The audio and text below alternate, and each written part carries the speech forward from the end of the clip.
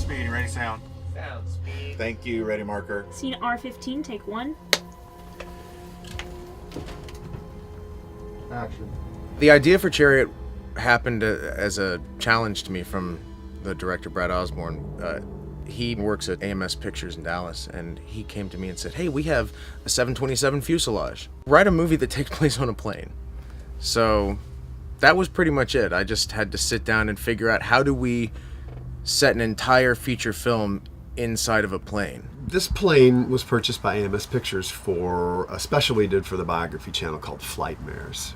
And we shot the special, and I said, Eric, we got this plane, and it's going to be sitting at AMS for a while. You know, maybe I could ask Andy Streitfeld if we could use it as a location. Why don't you write a story idea? We could do a feature film, one location feature film set aboard an airplane. One morning I woke up with the idea that it was just strangers waking up on a plane, and how would they deal with that? And from there it just sort of organically developed.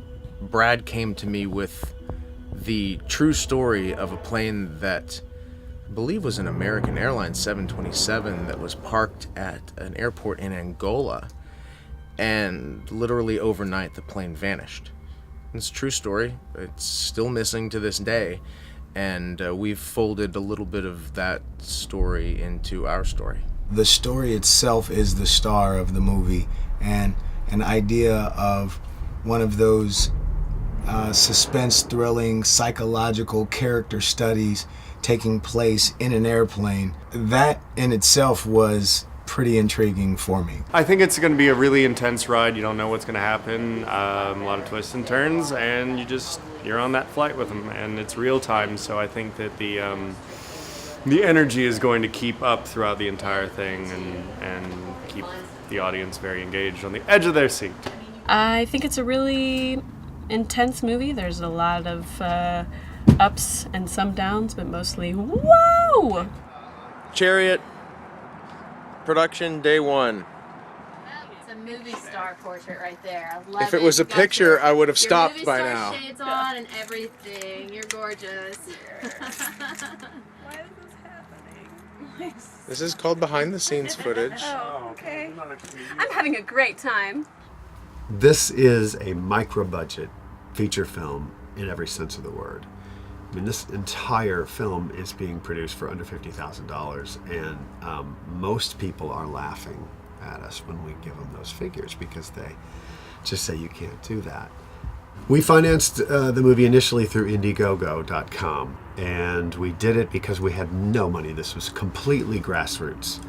We had $0, 0 investors, and we just had a cool idea script, and so we developed this campaign.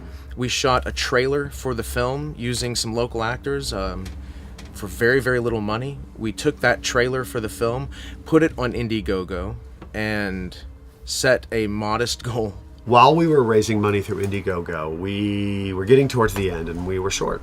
It was like 2 days left, and we were like $5,000 short, and we were exhausted from social networking and reaching out to friends and family and everything. And in Switzerland, outside Zurich, is a guy named Simon Morton, and he happens to be a Star Trek fan and a fan of Anthony Montgomery's from Star Trek Enterprise.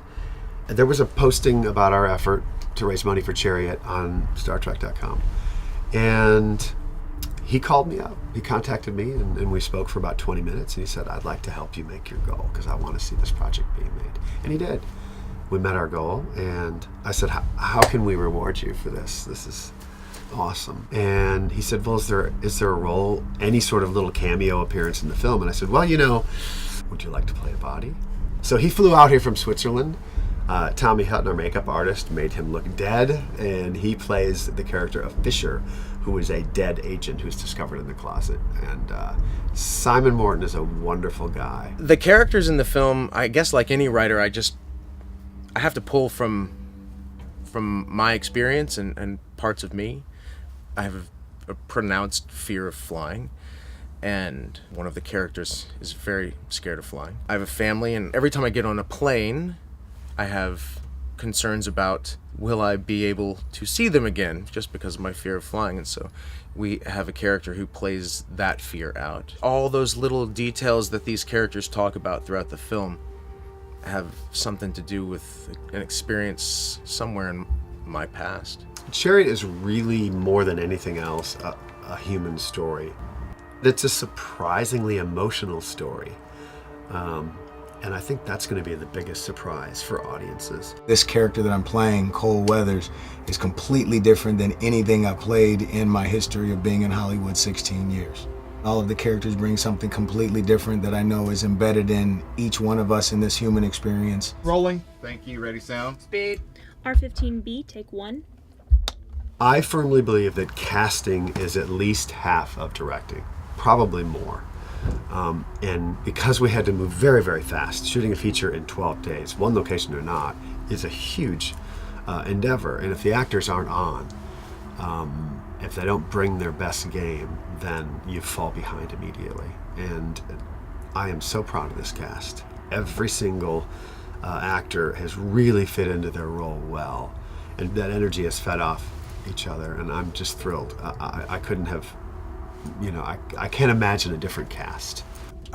The challenges we face shooting in this confined space are really, I think it's probably answered by that statement. I think it's just difficult getting everybody in the space because it is so tiny. Every shot is always a struggle trying to figure out where the lighting is going to go and where the boom mics are going to go without being in the shot. I think the struggle with that has been a lot more difficult for the crew, more so than the actors. The challenges faced shooting in this type of confined space, just basically being on top of each other for the 12-day shoot and getting everything to not look like it's exactly the same. Those are challenges for our fantastic director, Brad Osborne, to make sure that we're giving the audience visually something different. It's a story that is designed to feel claustrophobic, and it feels like you're trapped in this tube for 90 minutes. Almost in real time, and that's intentional. And obviously the constraints that we have lend themselves to that.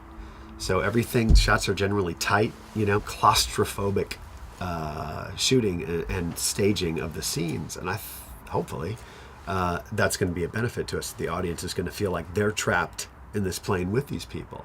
Inside that bad boy is magic. That's Graham. Just ignore him. Camera's speeding.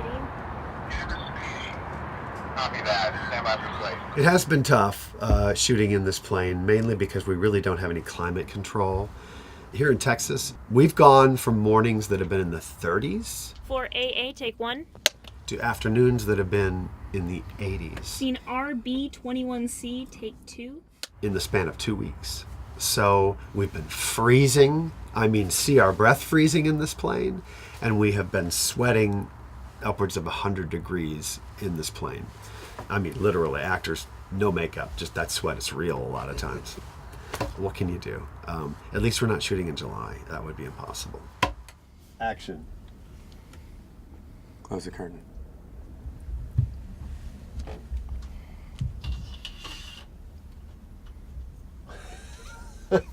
Okay. It'll have to be a little more graceful than that. I'm trying. Hopefully it will be thrilling, the experience that the audiences take away. Hopefully there'll be a sense of redemption at the end with the ending of it, which is kind of open, but is redemptive, which I always like in films. So... Chris, we're at 3 minutes till cockpit scene. Hi, Jeremy. We were almost Thanks. done before you walked in. Yay! Sorry. We didn't know how this project would go. We just sort of went for it, and there was this kinetic energy, this sort of serendipity in the development and pre-production of the project that felt so good and so powerful. We were hoping it would carry through the production, and it has. Every single part of this team, the production, behind and in front of the camera, has been amazing. It really has been a positive experience, surprisingly so. Yeah, I guess Olivia's still on break, so. Still on break. We're just trying to make this a quick shot. Don't mind us. I will cut you. Leave my girl alone. Yeah. RB21B, take 1. Oh, she's slamming that sucker closed. Right? With a vengeance. Were you rolling? You're rolling, right? It's been a lot of fun. Brad actually runs a really great ship and is great to work for, so it's been an absolute pleasure to do. I don't know. I'm one of those actors who's like, I get to make a movie. I'm having a great time. So that's been pretty much my thing. I've been having an awesome time. And who's been harder to deal with on the set, Brad or Eric? Brina. I think the fact that none of us have murdered each other now, being in such a confined space, I say it's going pretty well and pretty easy. Got 4 more hours. We do have 4 more hours of shooting left, so it is possible. No one has died yet. Now, how difficult has it been working with Anthony Montgomery? Really, is where we're going with this.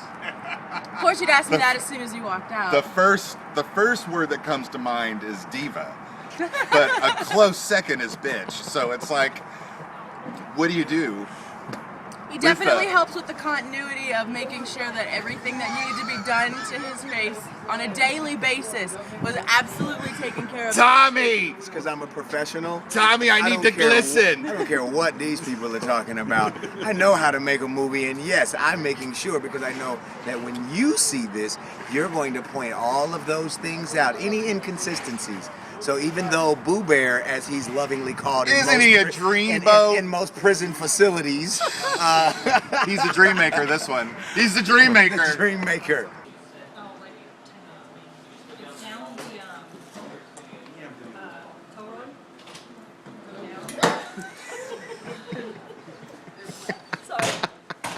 I was just talking about how I liked you. Scene GUN, take 1. Got it? We're asleep. It's been a wonderful shoot, incredible cast and crew, incredible energy, a really good ensemble feeling. So no, there hasn't been toughness, really. No, it's been awesome. Everybody came to work wanting to make the best film possible, and when you have that as the barometer that you're striving toward, it makes the whole process so much easier. Everybody just cares about making something really good for really almost nothing. We shot for 6 days, took 1 day off, shoot for another 6 days, and we're done. And that's pretty unheard of to shoot a feature film like that. And I think kind of the story of how we got this done. We've really worked our butts off for the last 12 days, and I think everybody that sees this film is going to be excited. It's kind of surreal that it actually happened.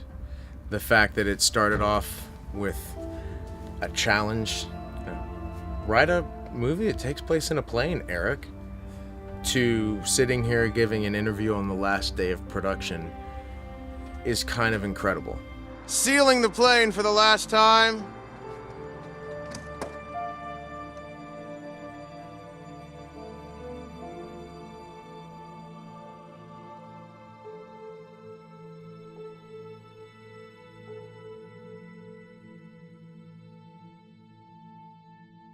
We'll be back soon.